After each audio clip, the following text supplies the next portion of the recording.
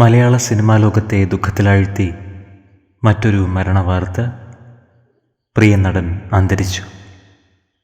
രാജാവിൻ്റെ മകൻ, സന്ദർഭം, വഴിയോര കാഴ്ചകൾ, മുദ്ര തുടങ്ങി നിരവധി സിനിമകളിൽ വേഷമിട്ട നടൻ രാജശേഖരനാണ് അന്തരിച്ചത്.